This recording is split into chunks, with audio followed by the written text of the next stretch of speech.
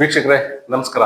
ಇವತ್ತು ನಾವು ವಿಜಯನಗರ ಜಿಲ್ಲೆ ಕೂಡ್ಲಿಗಿ ತಾಲೂಕಿನ ಕ್ಷೇತ್ರ ಶಿಕ್ಷಣ ಇಲಾಖೆಯಲ್ಲಿ ಇದ್ದೇವೆ.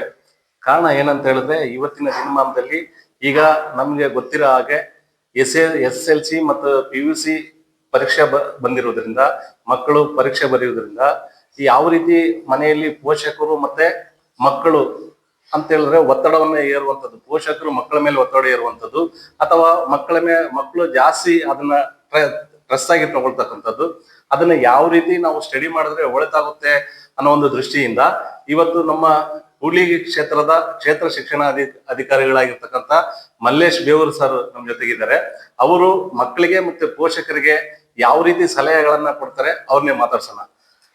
ಸರ್ ನಮಸ್ತೆ. ನಮಸ್ತೆ ಸರ್. ಈಗ ಸರ್ ತಮ್ಮ ಮುಂದೆ ಬಂದಿರೋದು ಏನಂತ ಹೇಳಿದ್ರೆ, ಇವತ್ತು ಮಕ್ಕಳಿಗೆ ಪರೀಕ್ಷೆಗಳು ಬಂದಿದ್ದಾವೆ. ಅದ್ರ ಬಗ್ಗೆ ಯಾವ ರೀತಿ ಮಕ್ಕಳು ಕ್ರಮಗಳನ್ನ ಅನುಸರಿಸಬೇಕು, ಯಾವ ರೀತಿ ಓದ್ಬೇಕಾಗುತ್ತೆ ಸರ್ ಈಗ ಹೇಳೋದಾದ್ರೆ? ಎಲ್ಲರಿಗೂ ನಮಸ್ಕಾರ. ತುಂಬ ಒಳ್ಳೆಯ ಪ್ರಶ್ನೆ ನೀವು ಕೇಳಿದ್ರಿ. ಆ್ಯಕ್ಚುಲಿ ಇವಾಗ ನಮಗೆ SSLC ರಿಸಲ್ಟು SSLC ವಿದ್ಯಾರ್ಥಿಗಳಿಗೆ ಸಂಬಂಧಪಟ್ಟಂತೆ ತುಂಬ ಇಂಪಾರ್ಟೆಂಟ್ ಅಂತ ಅನಿಸ್ಕೊಳ್ತದೆ. ಯಾಕಂದರೆ ಒಳ್ಳೆಯ ಅಂಕವನ್ನು ಪಡೆದ್ರೆ ಒಳ್ಳೆಯ ಕೋರ್ಸನ್ನು ಅವರು ಆಯ್ಕೆ ಮಾಡ್ಕೊಳ್ಳಿಕ್ಕೆ ಅವಕಾಶ ಇರ್ತದೆ ಅಂತ. ಸೊ ಈ ಕಾರಣಕ್ಕೋಸ್ಕರನೇ ಸ್ವಲ್ಪ SSLC ರಿಸಲ್ಟು ಚೆನ್ನಾಗಿ ಬರಬೇಕು ಅನ್ನೋಂಥದ್ದು ಒಂದು ಪಾಯಿಂಟು. ಎರಡನೇ ಪಾಯಿಂಟ್ ಏನಂತಂದರೆ, ಯಾವ ಮಕ್ಕಳು ಕೂಡ ಫೇಲ್ ಆಗಬಾರ್ದು. ಯಾಕೆ ಫೇಲ್ ಆಗಬಾರ್ದು ಅಂತ ಹೇಳಿದ್ರೆ, ಒಂದ್ಸರಿ ಒಂದು ಮಗು ಫೇಲ್ ಆಯಿತು ಅಂತ ಹೇಳಿದ್ರೆ ಅವನ ಮುಂದಿನ ಭವಿಷ್ಯವನ್ನು ಕಟ್ಕೊಳ್ಳಿಕ್ಕೆ ಎಲ್ಲೋ ಒಂದು ಕಡೆ ಸ್ವಲ್ಪ ಹಿನ್ನಡೆ ಆಗ್ತದೆ ಅಂತ, ಅಥವಾ ಅವನಿಗೆ ಒಂದು ಸೆಲ್ಫ್ ಕಾನ್ಫಿಡೆನ್ಸು ಕಡಿಮೆ ಆಗ್ತಕ್ಕಂಥ ಚಾನ್ಸಸ್ ಇರ್ತದೆ. ಸೊ ಈ ಹಿನ್ನೆಲೆ ಒಳಗಡೆ ಅವನಿಗೆ ಒಂದು ಒಳ್ಳೆಯ ಭವಿಷ್ಯವನ್ನು ಕಟ್ಟಿಕೊಡ್ಬೇಕಾಗ್ತದೆ, ನಮ್ಮ ಜವಾಬ್ದಾರಿ ಅದೆಲ್ಲ.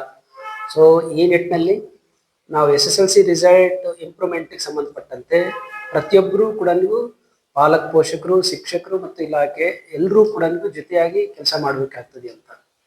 ಇಲ್ಲಿ ಮಕ್ಕಳಿಗೆ SSLC ರಿಸಲ್ಟಿಗೆ ಸಂಬಂಧಪಟ್ಟಂತೆ ತುಂಬ ಒತ್ತಡದಲ್ಲಿ ಓದಂತ ಅಗತ್ಯತೆ ಇಲ್ಲ ನನ್ನ ಪ್ರಕಾರ. ಯಾಕಂದರೆ ಇವಾಗ ಇತ್ತೀಚಿನ ದಿನಗಳಲ್ಲಂತೂ ಉದಾಹರಣೆಗೆ ತಗೋಬೇಕು ಅನ್ನೋಂಗಿದ್ರೆ, ನಮ್ಮ ಕಲ್ಯಾಣ ಕರ್ನಾಟಕ ವಿಭಾಗದಲ್ಲೇ ನಮ್ಮ ಮಾನ್ಯ ಅಪರ ಆಯುಕ್ತರು ತುಂಬ ವೈಯಕ್ತಿಕ ಕಾಳಜಿ ತಗೊಂಡ್ರು. ಇಡೀ ಕಲಬುರಗಿ ವಿಭಾಗದಲ್ಲಿ ಮಕ್ಕಳು ಈಸಿಯಾಗಿ ಪಾಸ್ ಆಗಲಿಕ್ಕೆ ಏನೇನು ಬಳಸಬಹುದು ಅನ್ನೋದಕ್ಕೆ ತುಂಬ ಎಕ್ಸಾಸ್ಟಿವ್ ಆಗಿರೋಂತಹ ಒಂದು ಪ್ಲಾನನ್ನು ಮಾಡಿದ್ದಾರೆ. ತುಂಬ ಚೆನ್ನಾಗಿ ಮಾಡಿದ್ದಾರೆ. ಅದು ಬರೀ ನಾವು ಅಷ್ಟನ್ನು ಕಾನ್ಸಂಟ್ರೇಟ್ ಮಾಡಿದ್ರು ಕೂಡ ಮಕ್ಕಳು ತುಂಬ ಈಸಿಯಾಗಿ ಪಾಸ್ ಆಗಿಬಿಡ್ಬೋದು ಅಂತೇಳಿ, ಆಮೇಲೆ ಒಳ್ಳೆಯ ಸ್ಕೋರನ್ನು ಮಾಡ್ಬೋದು ಅಂತ. ಆಮೇಲೆ ಈಗ ನಮಗೆ ಮೊದಲಿಗೆಲ್ಲ ಮಕ್ಕಳಿಗೆ ಬ್ಲೂ ಪ್ರಿಂಟಿಗೆ ಸಂಬಂಧಪಟ್ಟಂತೆ ಸ್ವಲ್ಪ ಸಮಸ್ಯೆಗಳಿರ್ತಿತ್ತು. ಅಂದರೆ ಒಂದು ಪಾಠ ಇದೆ ಅನ್ನಂದ್ರೆ ಆ ಪಾಠಕ್ಕೆ ಸಂಬಂಧಪಟ್ಟಂತೆ ಪ್ರಶ್ನೆಗಳನ್ನು ಹೇಗೆ ಬೇಕಾದರೂ ಕೇಳಬಹುದಿತ್ತು. ಅಂದರೆ ಒಂದು 5 ಮಾರ್ಕ್ಸಿನ ಪ್ರಶ್ನೆ ಒಂದು ಪಾಠದಲ್ಲಿ ಕೇಳ್ತೀವಿ ಅನ್ನಂದ್ರೆ ಅದು 2 ಮಾರ್ಕ್ಸಿಂದು ಒಂದು ಮಾರ್ಕ್ಸಿಂದು ಒಂದು, ಅಥವಾ ಇನ್ನೊಂದು 2 ಮಾರ್ಕ್ಸಿಂದು, ಈ ಥರ ಕೇಳಲಿಕ್ಕೆ ಅವಕಾಶ ಇರ್ತಿತ್ತು. ಬಟ್ ಇವಾಗ ಹಂಗಿಲ್ಲ. ನಿಮಗೆ 3 ಮಾರ್ಕ್ಸಿಂದು ಒಂದು ಪಾಠದಲ್ಲಿ ಕೇಳ್ತೀವಿ ಅನ್ನಂದ್ರೆ 3 ಮಾರ್ಕ್ಸಿಂದು ಒಂದೇ ಪ್ರಶ್ನೆ ಇರ್ತದೆ. 4 ಮಾರ್ಕ್ಸಿಂದು ಕೇಳ್ತೀವಿ ಅಂದರೆ 4 ಮಾರ್ಕ್ಸಿಂದು ಒಂದೇ ಪ್ರಶ್ನೆ ಇರ್ತದೆ. ಅಥವಾ 1 ಮಾರ್ಕ್ಸಿಂದು ಆ ಒಂದು ಪಾಠದಲ್ಲಿ 1 ಮಾರ್ಕ್ಸಿಂದು ಕೇಳ್ತೀವಿ ಅಂದರೆ 1 ಮಾರ್ಕ್ಸಿಂದು ಒಂದೇ ಪ್ರಶ್ನೆ ಇರ್ತದೆ. 2 ಮಾರ್ಕ್ಸಿಂದು ಯಾವುದೇ ಕಾರಣಕ್ಕೆ ಕೇಳಲ್ಲ. ಈ ಥರ ಒಂದು ಸ್ಪೆಸಿಫಿಕ್ ಆಗಿ ಇಷ್ಟೇ ಪ್ರಶ್ನೆಗಳು ಬರ್ತದೆ, ಇದೇ ಕಂಟೆಂಟ್ಗೆ ಸಂಬಂಧಪಟ್ಟಂತೆ ಬರ್ತದೆ ಅಂತನ್ನಂತಹ ನಿರ್ದಿಷ್ಟವಾದ ಒಂದು ಬ್ಲೂ ಪ್ರಿಂಟನ್ನು ಕೊಟ್ಟಿರೋದ್ರಿಂದ ಮಕ್ಕಳಿಗೆ ತುಂಬ ಓದಲಿಕ್ಕೆ ತುಂಬ ಈಸಿ ಆಗಿ ಇವಾಗ ಅರ್ಥ ಮಾಡ್ಕೊಳ್ತಾರೆ. ತುಂಬ ಒತ್ತಡದಲ್ಲಿ ಓದೋಂಥ ಅಗತ್ಯತೆ ಇಲ್ಲ. ಪೇರೆಂಟ್ಸ್ಗಳು ಮಕ್ಕಳಿಗೆ ಆದಷ್ಟು ಫ್ರೀಯಾಗಿ ಓದಲಿಕ್ಕೆ ಅವಕಾಶ ಕಲ್ಪಿಸ್ಕೊಡ್ಬೇಕು. ಮನೆಯಲ್ಲಾದರೂ ಕೂಡ, ಶಾಲೆಯಲ್ಲಿ ಮಕ್ಕಳು ನಮಗೆ 9 ಗಂಟೆಯಿಂದ ಬಹುತೇಕ 5 ಗಂಟೆವರೆಗೂ ನಮಗೆ ಸಿಗ್ತಾರೆ. 5 ಗಂಟೆ ನಂತರ ಅವ್ರ ಮನೆಗೆ ಹೋದ್ಮೇಲೆ ಮನೆಯಲ್ಲೂ ಕೂಡ ಸ್ವಲ್ಪ ಕಲಿಕೆ, ಆ ಮಕ್ಕಳು ಸ್ವತಂತ್ರವಾಗಿ ಓದಲಿಕ್ಕೆ ಒಂದಿಷ್ಟು ಇನ್ಫ್ರಾಸ್ಟ್ರಕ್ಚರನ್ನು ಡೆವಲಪ್ ಮಾಡಿ ನಾವು ಕೊಡ್ಬೇಕಾಗ್ತದೆ. ಅಥವಾ ಕಲಿಕಾ ವಾತಾವರಣ ಕೊಟ್ಟರೆ ಸಾಕು. ಅಟ್ಲೀಸ್ಟ್ ಮಕ್ಕಳು ಕೂರಿಸಿ ನೀವು ಓದ್ರಿ ಅಂತ ಹೇಳಿ ನಾವು ಹೇಳಿದ್ರೆ ಸಾಕಾಗ್ತದೆ ಅಂತ. ಆಮೇಲೆ ಈಗ ಪ್ರಶ್ನೆ ಪತ್ರಿಕೆಗಳು ಕೂಡ ಈಗ ನಮ್ಮೆಲ್ಲ ಟೀಚರ್ಸ್ಗಳು ತುಂಬ ಚೆನ್ನಾಗಿ ಮಾಡ್ತಾ ಇದ್ದಾರೆ. ಈಗ ಡಿಪಾರ್ಟ್ಮೆಂಟಿಂದನೇ DSRTC ಆಗಲಿ ಅಥವಾ ನಮ್ಮ KCCB ಇಂದ ನಾವು ಏನು ಮಾಡಿದ್ದೀವಿ ಅಂದರೆ, ಪ್ರತಿ ಪಾಠಕ್ಕೆ ಸಂಬಂಧಪಟ್ಟಂತೆ ತುಂಬ ಎಕ್ಸಾಸ್ಟಿವ್ ಆಗಿರ್ತಕ್ಕಂಥ ಕ್ವಶನ್ ಬ್ಯಾಂಕನ್ನು ಕೊಟ್ಬಿಟ್ಟಿದ್ದೀವಿ.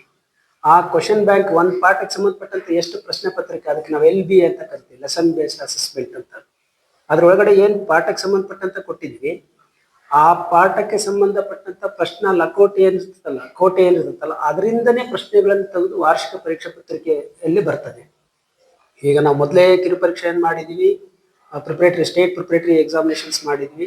ಆ ಎಲ್ಲ ಪ್ರಶ್ನೆಗಳನ್ನು ನೋಡಿದ್ರೆ ಮತ್ತೆ DSCRTC ಇಂದ ಬಂದಿರತಕ್ಕಂಥ ಇದನ್ನ ಸುಮಾರು 4 ಪ್ರಶ್ನೆ ಪತ್ರಿಕೆಗಳನ್ನು ಬಿಟ್ಟಿದ್ದಾರೆ.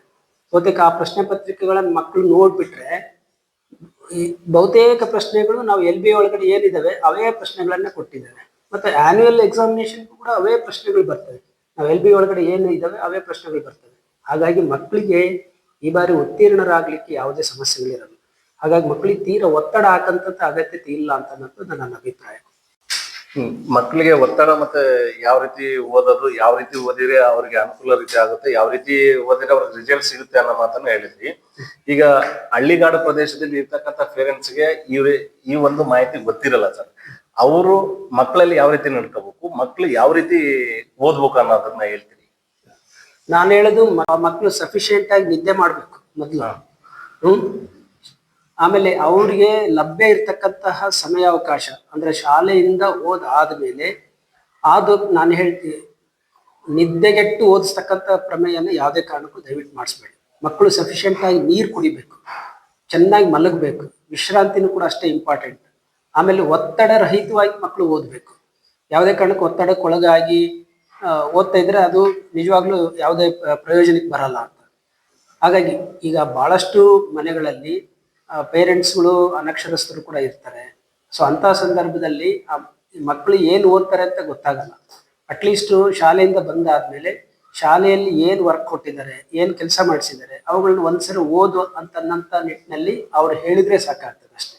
ಆ ಮಕ್ಳಿಗೆ ಗೊತ್ತಾಗುತ್ತೆ ನಾನು ಏನು ಓದ್ಬೇಕು, ಎಷ್ಟನ್ನು ಓದ್ಬೇಕು ಅಂತಂತ ಹೇಳಿ. ಯಾಕಂದ್ರೆ ಈಗಾಗಲೇ ಶಾಲೆಯಲ್ಲಿ ಬಹುತೇಕ ಡಿಸೆಂಬರ್ ಎಂಡ್ ಅಷ್ಟೊತ್ತಿಗೆ ಎಲ್ಲ ಸಿಲೆಬಸ್ ಮುಗಿಸಿರ್ತಾರೆ. ಈಗ ನಡೀತಾ ಇರೋದು ನಮ್ಗೆ ರಿವಿಷನ್ ವರ್ಕ್ ನಡೀತಾ ಇದೆ. ಆಮೇಲೆ ಈಗ ನಮಗೆ ನಡೀತಾ ಇರೋದು 2ನೇ ಪ್ರಿಪ್ರೇಟರಿ ಈಗಾಗಲೇ ಸ್ಟಾರ್ಟ್ ಆಗುತ್ತೆ. 27ನೇ ತಾರೀಕಿಂದ ಪ್ರಿಪ್ರೇಟರಿ 2ನೇ ಪ್ರಿಪ್ರೇಟರಿ ಸ್ಟಾರ್ಟ್ ಆಗುತ್ತೆ. ಹಾಗಾಗಿ ಮಕ್ಕಳಿಗೆ ಈಗಾಗಲೇ ಸಿಲೆಬಸ್ ಬಗ್ಗೆ ಒಂದು ಐಡಿಯಾ ಬಂದಿದೆ, ಏನು ಸಿಲೆಬಸ್ ಇದೆ ಅಂತ ಗೊತ್ತಾಗಿದೆ, ಪ್ರಶ್ನೆಗಳದ್ದು ಮಾದರಿ ಗೊತ್ತಾಗಿದೆ, ಪ್ರಶ್ನೆಗಳು ಹೇಗೆ ಬರ್ತವೆ ಅಂತಕ್ಕಂಥದ್ದು ಗೊತ್ತಾಗಿದೆ, ಯಾವ ಪ್ರಶ್ನೆಗೆ ಎಷ್ಟು ಉತ್ತರ ಬರೀಬೇಕು ಅಂತನ್ನಂಥ ಮಾಹಿತಿ ಇದೆ.